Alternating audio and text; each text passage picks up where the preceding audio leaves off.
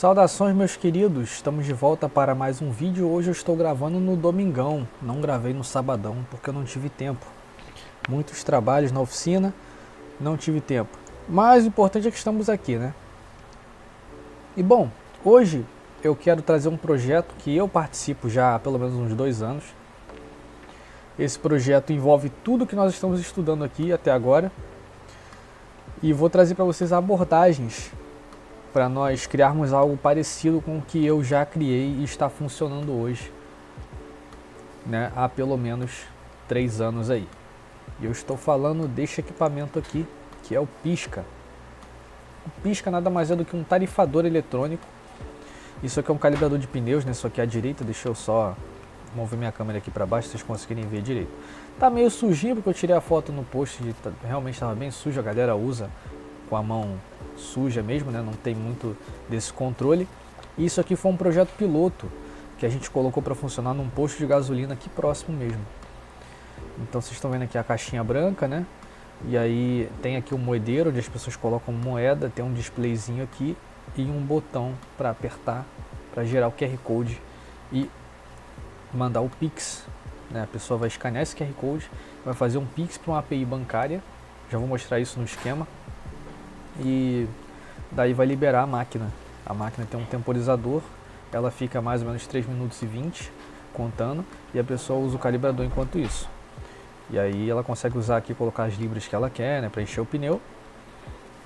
Finalizando a contagem, ele desarma aqui a válvula solenoide do calibrador e o calibrador não funciona mais, a não ser que alguém repita o processo, ou com moeda ou com Pix.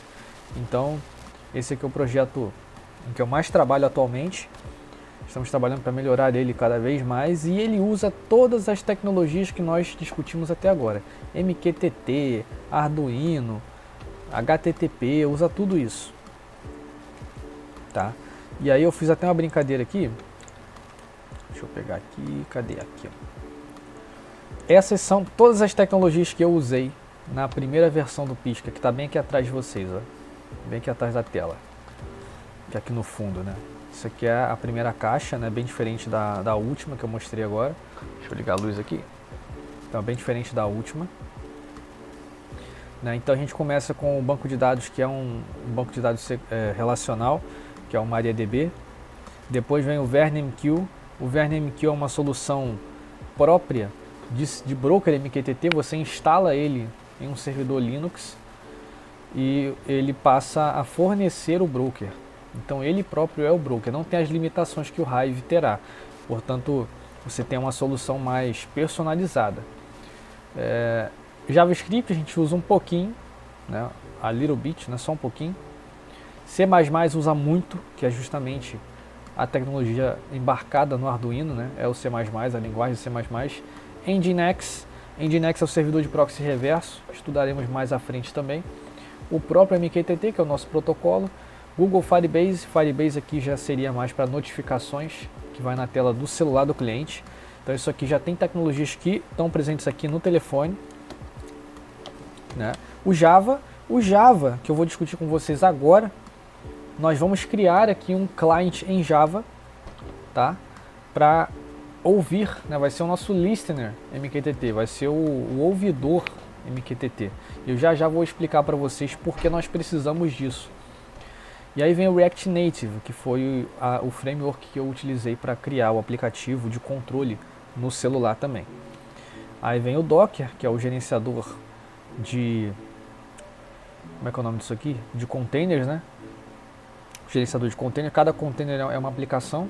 Então hoje em dia está na moda, está no hype, né? As aplicações containerizadas, né? Em container. O Open Source Hardware, né? E a própria Expressif, né? E o Linux aqui atrás, marcando presença, que é o servidor por trás. Eu posso fazer isso no Windows Server? Cara, até pode, mas eu não recomendo muito, porque, por exemplo, esse cara aqui, o Verne, não está disponível para o Windows Server. Então já é um problema, você teria que utilizar um subsystem do Linux, né? O WSL. E aí, indo para o nosso mapa mental, como é que funciona o Pisca hoje?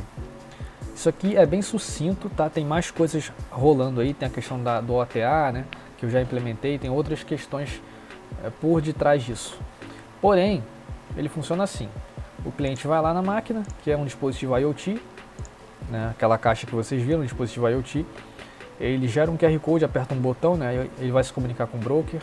Daí o broker vai se comunicar com o listener, porque o listener está ouvindo tudo que os dispositivos estão fazendo. Então esse dispositivo aqui falou alguma coisa, o listener vai atuar. E o que ele vai fazer? Ele vai lá na API bancária, vai solicitar um QR Code e vai mandar esse QR Code para o broker, e o broker vai mandar para o IoT, para o dispositivo IoT que solicitou aquele QR Code. Então é tudo numa perfeita sincronia.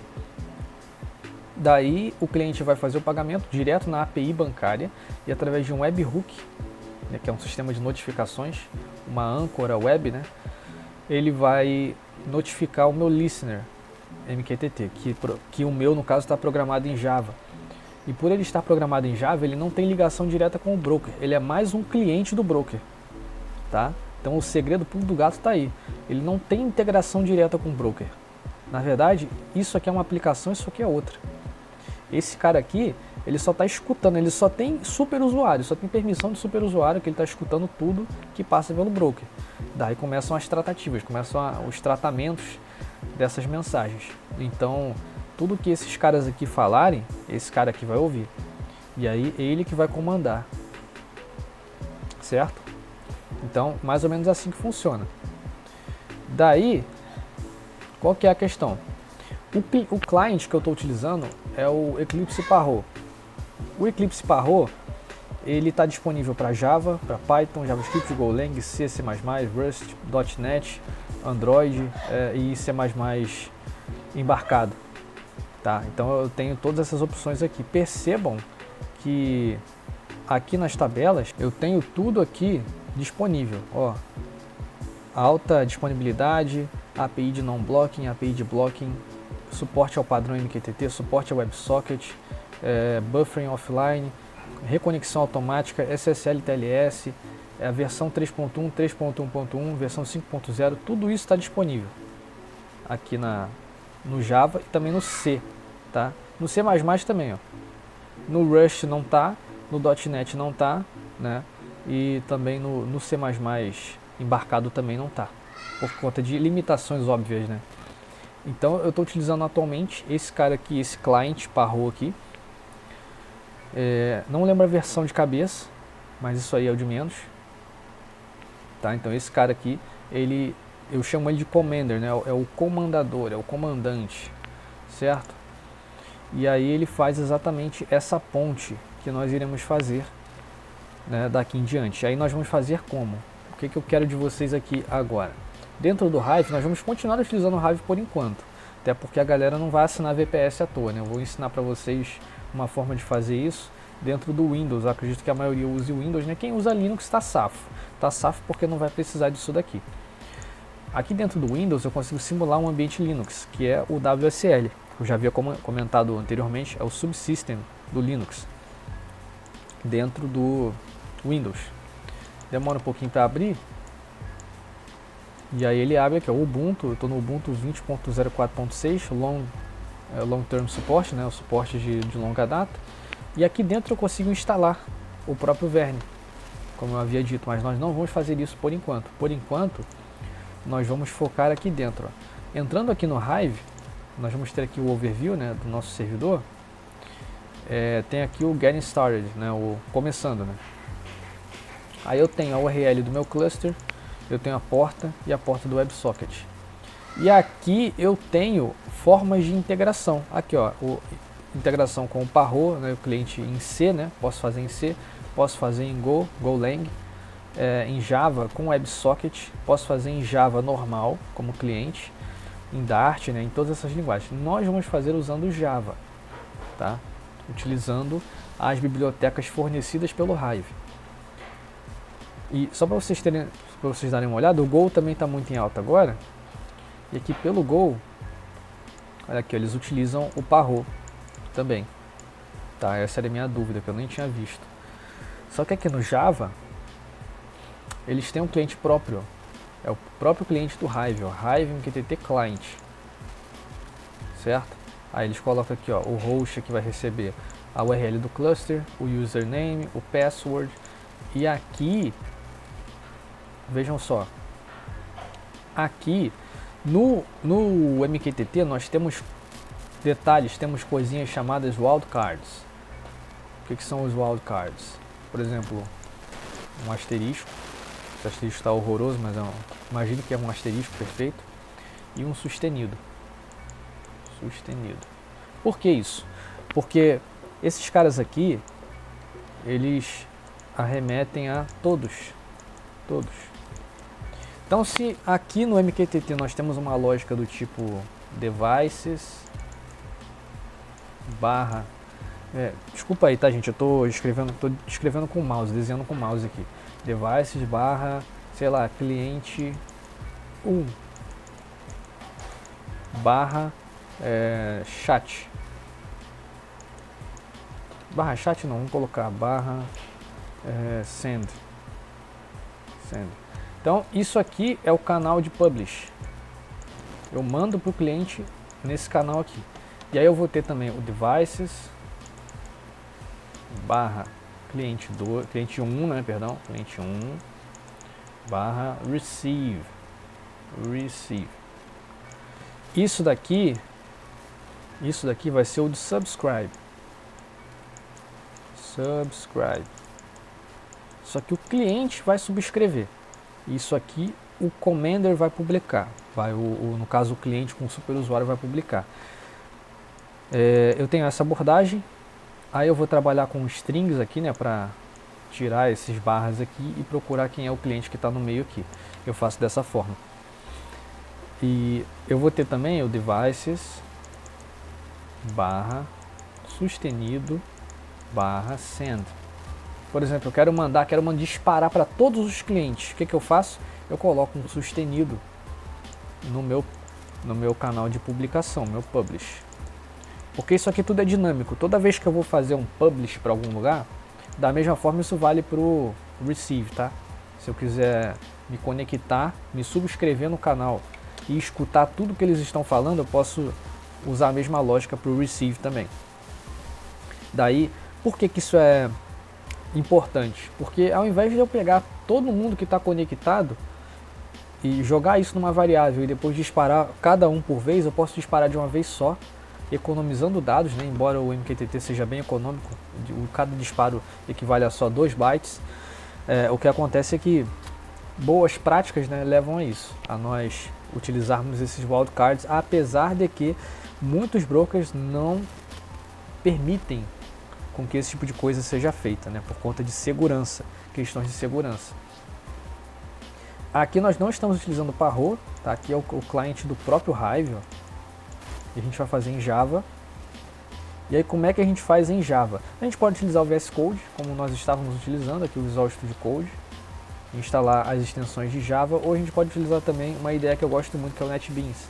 Mas para não ficar instalando coisas em demasia aí no computador de vocês, vamos utilizar o VS Code, tá? E aí no decorrer da semana eu vou trazer um tutorialzinho aí de como que instala as extensões do Java dentro do VS Code.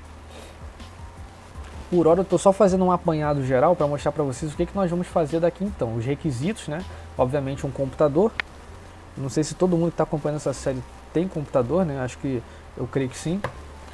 É um computador razoáveis ali, 4 a 8 GB de RAM, né? Para a gente poder rodar isso, porque rodar o ambiente Java JVM é mais pesado, porque a Java Virtual Machine, né? Máquina virtual Java, e toda máquina virtual que trabalha com virtualização de memória, ela vai usar mais memória, né, do que o normal para poder alocar essa máquina.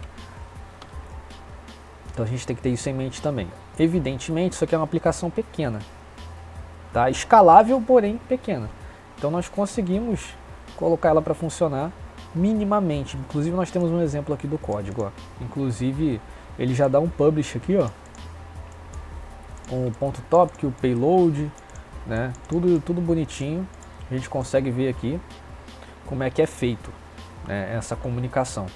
Aí ele vai dar o publish, essa função aqui, no tópico my/test/topic. E aí a minha lógica lá no Pisca é que cada cliente tem um nome diferente aqui no meio. Então seria, por exemplo, devices barra posto 1 barra enviar ou receber, né, e por aí vai. E aqui, ó, set a callback that is called when a message is received. Aqui eu tenho uma função de callback. A função de callback, ela é muito importante, porque é ela que vai fazer o tratamento das mensagens. Aqui, ó, received message, recebeu uma mensagem.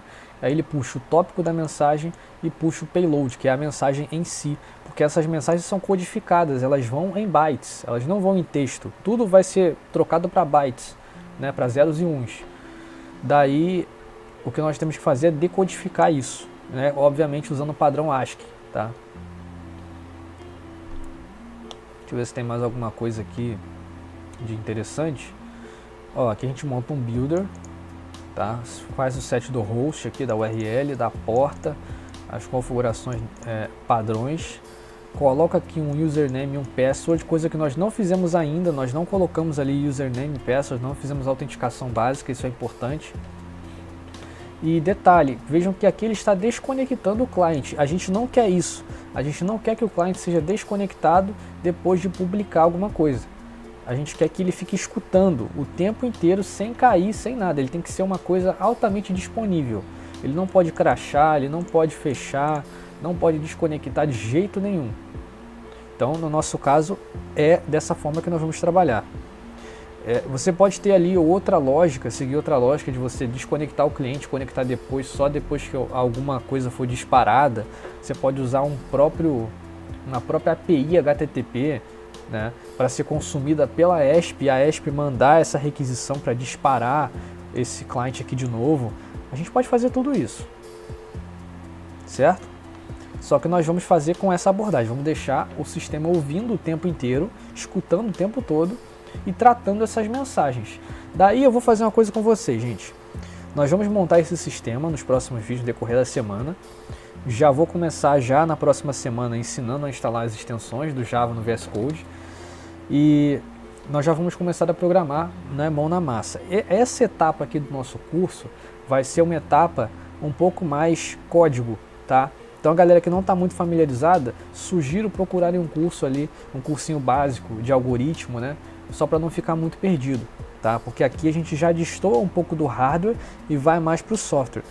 Ah, João, não vai ter mais hardware aqui no curso? Vai, a gente inclusive vai chegar nisso daqui, ó. Isso daqui é uma placa, né? Uma das placas do Pisca, ela não está populada, olha só que bonita que ficou. Ela não está populada, tá? Aqui entra o ATmega, aqui entra a ASP, estão vendo? E aqui entra um relé, bem aqui, ó, um relézinho aqui. A gente vai aprender a fazer isso também. Os programas de CAD e tal, isso aí a gente vai ver tudo, tá? Vocês podem ficar tranquilos. Mas agora chegou a etapa de nós vermos aqui a questão do código, né? A questão dos servidores, a questão da lógica por trás, né? Dos mega centers, dos data centers, né? Certo? Então, isso que nós iremos fazer. Seguindo a lógica do nosso medidor de temperatura, nós vamos utilizar esse medidor de temperatura e vamos popular uma planilha automaticamente. Tá? Então vai funcionar da seguinte maneira: nós vamos criar esse usuário aqui que vai escutar os comandos, ele vai escutar tudo que todos os dispositivos estão falando, estão conversando. Não vai ter troca de mensagem por enquanto, né? Não vai ter uma coisa que, por exemplo, o cliente está requisitando um recurso, o servidor vai retornar esse recurso, isso não vai existir por enquanto. Tá? No decorrer da semana a gente faz isso, mas por enquanto nós vamos fazer com que apenas seja um sistema, vamos dizer assim, um sistema simplex. Um envia e o outro recebe. Acabou, só isso. Não vai ter conversa full duplex, half duplex, não vai ter isso. Tá? Vai ser só um sistema simplex, como se fosse uma emissora de televisão. Um envia e o outro recebe, por enquanto. Depois nós fazemos isso. Evidentemente não há modos de você trabalhar o MQTT. O MQTT ele é full duplex. Os dois podem falar ao mesmo tempo, mas nós não vamos implementar isso por enquanto. Então a temperatura será recebida, nós vamos popular essa temperatura numa planilha, né, e vamos gerar um dashboard. Olha só que maravilha, tá doido. Você não vê isso em outro lugar aqui no YouTube, cara, você não vê. É exclusivo aqui do canal da FAT, tá? Então é isso, gente. Tá aí, mostrei para vocês o que nós vamos fazer. Se você já fez essa integração aqui com outras linguagens, deixa aqui nos comentários como é que está sendo e tal. Teve gente que veio aqui nos vídeos passados dizendo que iria acompanhar o curso para ver até onde ia a minha experiência, foi algo assim, né? Então vamos nessa, né? Vamos nessa. Sejam todos bem-vindos aí, pessoas de todas as experiências, iniciantes, intermediários, avançados. Sintam-se livres para compartilhar conhecimento aqui nos comentários, tá bom? Então é isso, eu vou ficando por aqui. Deixem aí toda a parte, né, que a gente fez até agora, deixem tudo salvo aí, tudo bonitinho. A gente não vai mexer nisso, né, por enquanto, tá bom? E a gente vai mexendo no código do firmware no decorrer do tempo que a gente cria o nosso cliente com o super usuário, beleza? Então é isso, gente, até semana que vem e fui!